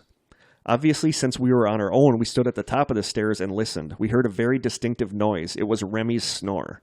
She used to snore very loudly and grunt. We heard this snore 3 times and then silence. I never heard that noise again. So her dog had passed away by Yes. then. Okay. I was completely overwhelmed and sobbed until my parents came home, but that was actually a completely wonderful experience. And I know I've talked about seeing pets that have died. Yeah, me too. Yep. That same year, I was laying in bed one night and heard something moving, but I couldn't move. I was laid on my back and could only move my eyes. I couldn't talk or scream. And I know what you're going to say. I tried to shout for my parents, but no sound was coming out. I felt hands latch onto my arms and begin to shake me violently. I felt the fingertips pressing into my skin so hard that it hurt. I know this sounds like sleep paralysis, but the next morning after I had passed out, I awoke with fingertip bruises on around my biceps and had to show my parents and tell them what happened. After that night, I never slept in that bedroom again. To have physical evidence. Yeah, that's why I don't write that off as sleep paralysis. Neither do I. It wasn't long after I found out from my parents that the previous owner had died in the house. The old man had a heart attack and died in the attic room. Apparently, my parents knew the man and his family, and the man wasn't particularly nice. Oh, great. My parents also opened up about the experiences they had in the home. My dad used to work the night shift and came home around 3 a.m. He had a shower and got ready for bed and climbed into bed next to my mom and noticed finger imprints on one of my mom's breasts. He said it looked like someone currently had their hand on her. Oh, that's creepy. Yeah. Yikes. Yeah, that's really weird. And Creepy old, dirty old dead man. Yeah. He said it looked like someone currently had their hand on her. He flicked on the light and it was gone. My mom would hear her name being called, usually when she was hoovering up, which I think means vacuuming. Yeah. My mom would hear her name being called, usually when she was hoovering up, and see shadows darting around the room. I can't remember the previous owner's name and often thought about doing some research into this house to see if anyone else had passed away in the property, but I'd rather leave that house in the past. When I was 14 years old, we moved. I was so relieved. I pushed my parents into moving and felt lucky I was escaping that house. We moved literally up the road into a bungalow. We made changes to our new home immediately. We had a huge conservatory added to the back of the bungalow and removed an apple tree from the garden. I wonder, just going back to her parents, I wonder if they initially brushed off her experiences because they just didn't want to scare her. Possibly. Because it's interesting that they later admitted that they were having experiences. Having stuff too. What's a conservatory? Is I that don't like know. a library? I was wondering. I think a library. Okay. I love their phrases and I know, their terms. yeah. I love pub. Proper I love the English. word. I love the word pub. When I was in London, I loved going to the pubs. They have a real feel to them. They do. The word pub is like really sweet to me. Unfortunately, I still had the same uneasy feeling. I tried not to pay attention to it and put it down to my mind not being used to anything but that feeling. But some nights I would wake up and see a dark black mass in the corner of my room. It had no features, no face, nothing, just solid black. That's creepy. I would cover my face with the covers for a few minutes and look back, and it was gone. By the age of 15, my parents had separated, leaving me and my dad in the bungalow until the sale of the house completed. I had awoken one night to see the same black mass in my room and a strange noise that almost sounded like static crackling. I then heard my dad's voice from the conservatory. He was just getting up for work at 4 a.m. I went to see if he was okay, and he said he heard a little girl say, quote, "Come and play with me," and a strange static noise. Nope. Krista's shaking her head. The static noise freaks me out. More than the little girl? Yeah. I don't know if that's tied in with my weird phone Could be. phobia. I don't know, but the static noise completely freaks me out. I told him what I had been experiencing with the same static noise. We believed it was one of the entities playing with us, but after that we believed we had been followed by something dark. We didn't believe it was a little girl. We didn't feel like something nice or innocent was there, but something was trying to scare us or intimidate us. When I was 16, the The bungalow eventually got sold, and my dad and I moved to a flat above an old post office. Here we felt nothing. We made a promise to each other that no matter what, we would always tell each other about our experiences. We had both experienced so much, and we needed to share it with someone. I think that's so sweet. Yeah. I love the relationship it seems like they had. When I was 18 years old, we moved into yet another ex-miner's house. Even when we were being showed around the house, I could feel something, that same uneasy feeling, but we had to move. This house was different. I was never touched, but everyone who stayed in this house experienced something. I would hear my dad shouting my name up the stairs while I was in the bath, and only when I was washing my hair, only to find out that I was alone in the house. Oh, that creeps me out so much. It was his voice, definitely his voice. We would hear people having a party and chatting in the dining room at night while we were in bed. On many occasions, I went downstairs to see if the TV had been left on, but it hadn't. We heard heavy booted footsteps on the wood floors in the living room and the dining room. We saw shadows in the dining room. Things would go missing, turning up in places we would never have put them, or they would go missing and never be seen again. My built-in cupboard door opened on its own and slammed shut. My boyfriend at the time had the cupboard door swing open and nearly hit him in his face. He had books fly off my bookshelf aimed directly at him and scratches on his back after sleeping in my room. Our cat, who we Abducted? Is that a combination of abducted and adopted? adopt? Yeah, gonna go abduct someone. Our cat, who we adopted while in the post office flat, would sit and watch things that weren't there and hiss at something unseen, mainly in the dining room. We would regularly see flashes of light, a flash so bright that it was like someone took a picture with the flash on. This usually happened in the dining room or by the side of my bed. That's creepy. Mm-hmm. All while this was happening, we were seeing strange lights in the sky and bright lights shining through my bedroom window. On New Year's Eve, and this next description of this UFO, I've seen descriptions of this in a lot of UFO reenactments, and this always puzzles me. On New Year's Eve, my dad and I were walking home from the pub when we happened to notice 3 large bright lights in the sky. We carried on watching them as we walked home. They were in the shape of a triangle. It was silent, so we obviously knew it wasn't an aircraft, plus it was too big to be anything we were aware of. Then all of a sudden, 2 of the 3 lights began to move, creating a straight line. They moved gracefully and in unison. At this point, we stopped walking, and it seemed like whatever was in the sky wasn't moving either, or now was going too slow to even notice any movement. A few moments later, another light appeared in the line of lights, this one flickering on, almost like an old light bulb filament flickering on. After that, they all disappeared. They didn't zoom off or move away. They just dimmed and then were gone. We literally stood there with our mouths open, not believing what we just saw or even understanding what we saw. After that night, we'd seen countless lights in the sky. Obviously, we can't say for sure they are UFOs, but every time they have been strange. That's such a common sighting That's weird, as the triangle craft. The triangle, but and the lights that's a very that specific one. Is move. the light separating and then another light flickering on? I've seen that in a couple reports that I've read. And that's always so weird to me that there's that. Well, it suggests that it's separate crafts, not separate one crafts, craft. or people have said that it's almost like the craft is changing itself, like a transformer. Right. You know. One night, not long after the lights in the sky incident, I was awoken by a bright light shining through my bedroom blinds and curtains. When I first woke, I thought it was morning. The light was almost yellow-orange, just like a bright summer day, but it was January and but it was January. Sun like that doesn't happen in England in January. I looked at my phone. It was 2 a.m. The light seemed to have a slight pulsating rhythm to it, but only very slight. My cat went to investigate on the windowsill behind my blinds, but I couldn't. I was too afraid to move. I laid there and completely covered my head with my duvet. I can't remember anything after that, just waking up in the morning. My dad saw the light too, but he didn't get out of bed to look either. I wish I was brave enough to have gone to look. Now we are at present time. We've had little things happen since the other experiences, but nothing drastic. Shadows, voices, feelings of being watched, that sort of thing, but now I'm married and living in our house with my little girl and Harry, our dog. I find I'm more aware of things that are happening to me. I think I'm this way because I'm very protective of my daughter. I do not want her to experience anything like I did, so whenever I hear something unexplainable in a room at night, I'm there in an instant.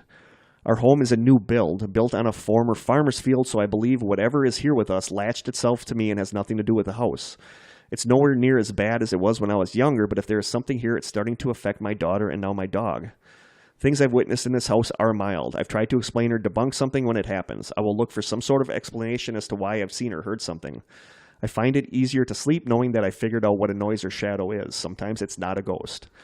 The baby monitor is my worst enemy, and I totally get that. I hate baby monitors. When Freya was a baby, I had seen white mist moving around her crib while she was asleep, and I've seen lights dancing around her face. And I hear movement in her room like someone is shuffling, and every time I've seen this, I go to check in on her. Sometimes I even take her into my bed if I feel like something is in her room. The shuffling? No. That's creepy. I don't like shuffling noises. Hearing noises over a baby monitor, Yes. though, is Yes. super... I don't like that. It's like the phone thing, Yep. you know? Exactly.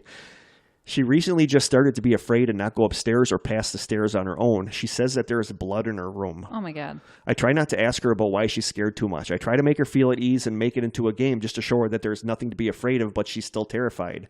She now sleeps with a nightlight because she was screaming in the night, petrified of the blood in her room. Oh, my God. My dog over the past 4 weeks has been scared of something downstairs. Whenever I am upstairs, he will cower on the bottom step of the stairs. He's a big dog, but still manages to squeeze himself onto the bottom step. He's never done this before. He will only move from the step after I've climbed over him and checked for anything he could be scared of. This makes no sense to me. My husband trained our dog to be protective of me, to bark at anyone who comes near our home, and to attack if I'm threatened, because I had a man chase and follow me at our previous house. Jeez. That's scary. So my husband trained Harry to protect me at all costs. So to see him cower is strange. He sleeps with me at night, and my husband works 300 miles away and sometimes doesn't come home for 2 weeks at a time, which is hard. Yeah. Just in general, that would be hard. But sometimes I will find him sleeping outside Freya's bedroom door. I know he's protective of her too, but he will only do this if he feels like she's in danger. I could count on one hand how many personal experiences I've had in this house, but I know from experience that it could intensify. Here I've heard a couple bangs, a woman sigh in my bedroom, things fall over, and some things go missing. I do have some possible answers as to why I've experienced this all my life. My aunt who passed away when I was younger was apparently a psychic or a sensitive. She used to dabble with Ouija boards a lot and had many truly horrifying experiences, and my parents and grandparents were part of one Ouija experience. I believe that something attached my family on that night with the Ouija board and stayed with us. My aunt and mom were very close, and she was very attached to me. She told my mom that I was a bright light in the darkness and that I would have the same gifts as her. I don't really believe in psychic stuff, but I do believe in sensitives. I have researched a little into the apparent light people can give off, and people say that the light can attract ghosts, entities, or something much darker. I have tried to keep my research to a minimum after learning that research into the paranormal, especially the darkness, can open yourself up to them, and I definitely don't want that again. I know this is long. I've tried to keep it as short as possible. I've even taken some experiences out. My life has been full of strange happenings, and so has my family's. I will talk to my dad and be in touch in the future with experiences my dad had.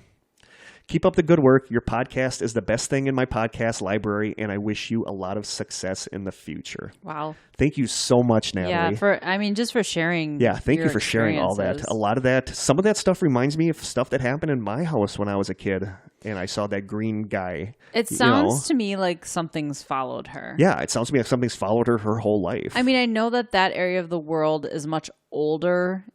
Buildings can be hundreds and hundreds of years old. So there's much more of a history there. So it could be that the area has just like a presence, but what are the odds that every house they move into? Yep. It seems like it is specifically her. So that's a fascinating story. So thank you so much. I hope that, her daughter doesn't get too scared. I really want things to calm down for you. Yeah. I really do, because that's a lot to deal with. Yeah. So thank you so much for sharing that. Yeah, I'll be in touch with you if anything else happens. Just let us know. We'll have to get on a plane and come investigate. Yeah. And Krista and I are going to come over there. I would love to get Road back. trip. I would love to get back to the UK. So yeah, amazing story. I'm kind of creeped out. Yeah. I'm not going to lie. A lot of those things are all things I don't like. You shook your head a lot when I said kids, that. A lot of times I looked at you, you were like, nope. So thank you so much, Natalie. And I also want to bring up something that was sent to us by Jen, who sent us the books. Yes, that are awesome. Thank you so much. We love you. And she sent this about the Tianak, because we talked about the Tianak last episode, that people... like a legend. 411? Yeah, this was like the missing 411 legend. This was in the Philippines. Okay. This was the Tianak, was one of the monsters we brought up, the legendary monsters we brought up that are said to abduct people. Okay, yes. So Jen writes, and she says about the Tianak. In the old days, people really believed in this monster. They used to say they're unbaptized babies. Oh, that's creepy, actually. Yeah. Originally, she said that they were aborted babies, but then she said also she sees more that it's unbaptized babies. Okay. Their actions are a lot like those of gremlins. They jump around and cling to people and bite. When I was young, there were a lot of movies centered entirely on the Tianak. Nowadays, people just dismiss these things as myth and folklore. The older generations pronounce it as Tianak, while nowadays we just say Chenak. We also have woodland nymphs, elves, goblins, fairies, and tree people in our folklore. In my grandmother's time, they truly believed in these things. Back then, my grandparents would tell everyone not to wander away from their site, especially on picnics, and not to go to shaded, woody areas or where the trees were too dense because the woodland creatures would take us and we'd never be seen again. Elves were thought to be mischievous and cunning. Whenever someone was thought to have stepped on an elf by accident because we humans don't see them, the next day they would develop hives-like skin conditions or allergy-like skin conditions until the skin condition worsens into something that looks like leprosy, which no doctor in the village or the city could cure. Yuck. Then the people used to conclude that it was because of the elves or the woodland creatures. We then make an offering to them, and then the skin condition would mysteriously stop. Well, nowadays, I think doctors have a name for these things, autoimmune disorders or food allergies or something similar. When I was young, there were a lot of village rumors or urban legends about so-and-so, the son of or the daughter of, that went missing in the woods because the woodland creatures lured them, quote, into their kingdom. So that's creepy. Yeah. And I looked up Tianak on... I Googled it, and it said, in the Philippines, it's believed that the souls of unbaptized babies go into a state of limbo after death and return as evil spirits. These hypnotic, mythological creatures are known as Tianak. These monsters have sharp teeth and the power to shapeshift. According to lore, the Tianak lure their prey deep into the woods by making the sounds of a crying baby. Some victims say they actually find a baby, but when they pick it up, it transforms into a monster that tries to eat them. So I have a question.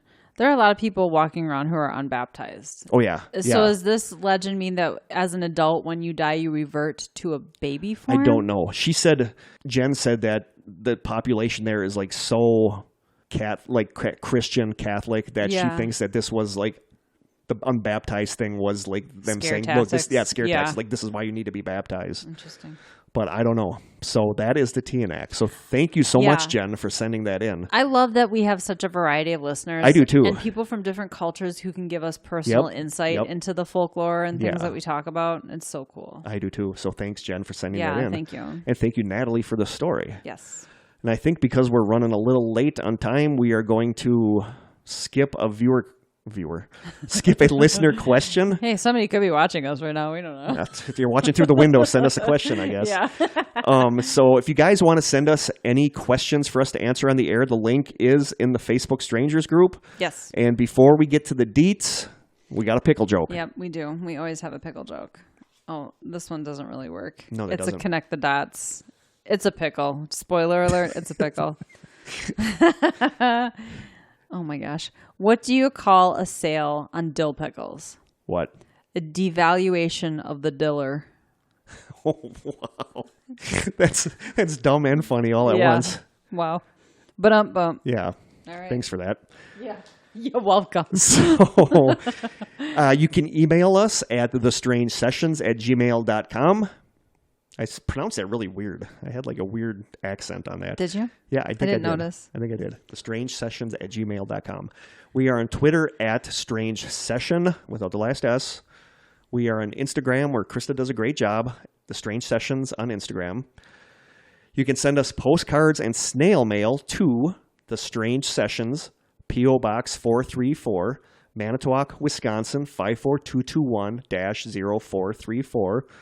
Which is what Carly in Australia used. We were excited to get a package from Australia. So cool. So we're super excited. This might be our furthest away package. I think it might be. And that'll be a taste test next episode. I'm Yes. guessing you guys can figure out what it is. I'm excited to try it. And you can call our hotline, the Strange Sessions hotline. Our phone number is 920-443-9602. And just a reminder, you're not going to hear like a, no, you're going to hear, you've reached the Strange Sessions. Yeah, you're going to hear this Google Voice user is not available. Okay. Please leave a message. So leave a message. Just say hi. Tell us your favorite pickle joke, whatever. It's got to be better than the ones on the book. Tell us we suck like rancid arse. Yeah, tell us if we suck like rancid arse. We don't know, Yeah, someone needs to tell us. You're goofy and giggly, and I'm a frat boy. So I think that's Nailed it. I think that's it for this episode. And once again, happy birthday to you. Thank you. I hope you have a good rest of your birthday. Started off with a bang. Started off with a new episode. Yep. Can only go downhill from here, right? And I hope not. I hope not, too. So from Krista and I in the Old School Media Studio, until next time, Stay strange.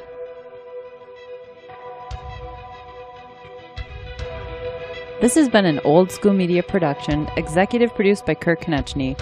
For more information and content, please visit strangesessions.com.